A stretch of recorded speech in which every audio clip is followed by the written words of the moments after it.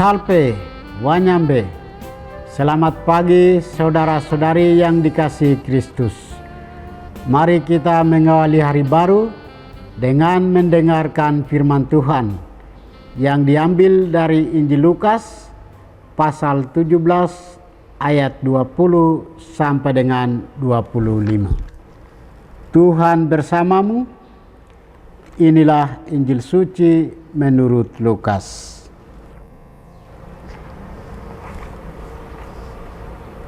Sekali peristiwa, orang-orang Farisi bertanya kepada Yesus, "Kapan kerajaan Allah datang?" Yesus menjawab, "Kerajaan Allah datang tanpa tanda-tanda lahiriah. Tidak dapat dikatakan, 'Lihat, ia ada di sini,' atau 'ia ada di sana.' Sebab sesungguhnya kerajaan Allah sudah ada di tengah-tengahmu."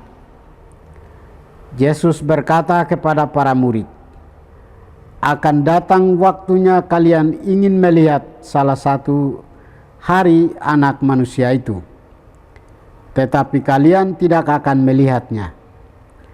Orang akan berkata kepadamu, 'Lihat, dia ada di sini,' atau 'dia ada di sana.' Tetapi jangan kalian pergi ke situ, jangan kalian ikut. Sebab seperti kilat memancar dari ujung langit yang satu ke ujung langit yang lain, demikian pula halnya dengan Anak Manusia pada hari kedatangannya kelak. Tetapi ia harus menanggung banyak penderitaan dahulu dan ditolak oleh angkatan ini." Demikianlah sabda Tuhan. Saudara-saudari yang dikasihi Kristus, tema kita hari ini adalah orang beriman mendambakan kerajaan Allah. Dalam bacaan Injil hari ini mengisahkan Yesus menjawab pertanyaan orang-orang Farisi tentang kapan kerajaan Allah akan datang. Yesus berkata, kerajaan Allah datang tanpa tanda-tanda lahiriah. Ucapan ini muncul karena orang-orang Farisi dan masyarakat di sekitar Yesus berharap bahwa kerajaan Allah segera datang untuk membebaskan mereka dari penjajahan Romawi dan memulihkan kerajaan Israel seperti dahulu. Namun harapan itu tidak sesuai dengan kenyataan yang dibawa Yesus.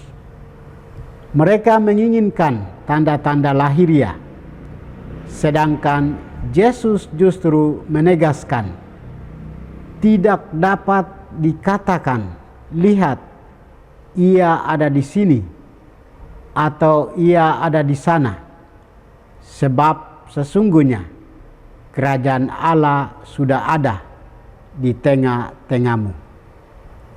Melalui sabda ini, Yesus menyingkapkan bahwa kerajaan Allah telah hadir di dunia melalui dirinya sendiri.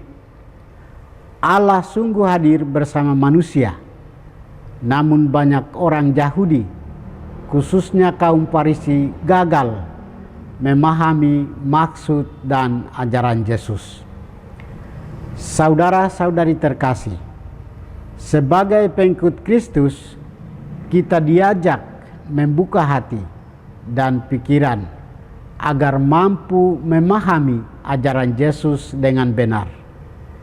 Kita perlu meninggalkan segala sikap, tindakan, dan pikiran yang menghalangi kita untuk mengenal dan menghayati kehadirannya. Yesus sendiri adalah wujud nyata kerajaan Allah di tengah manusia. Sebagai orang beriman, kita mengenal dan mengalami kehadiran kerajaan itu melalui Injil Kristus dalam iman, doa, dan perbuatan kasih. Rasul Paulus menegaskan bahwa sebab kerajaan Allah bukan soal makanan dan minuman, tetapi soal kebenaran, damai sejahtera, dan sukacita dalam Roh Kudus. Kerajaan Allah bersifat rohani, bukan politis, sebab hadir di dalam hati dan di tengah umat Allah. Maka sebagai pengikut Kristus, kita diajak menyadari kesatuan kita dengan Kristus yang telah mewujudkan kerajaan Allah di dunia. Di dalam Dia kita menerima sukacita, kedamaian, dan kekuatan untuk hidup dalam kebenaran dan cinta kasih.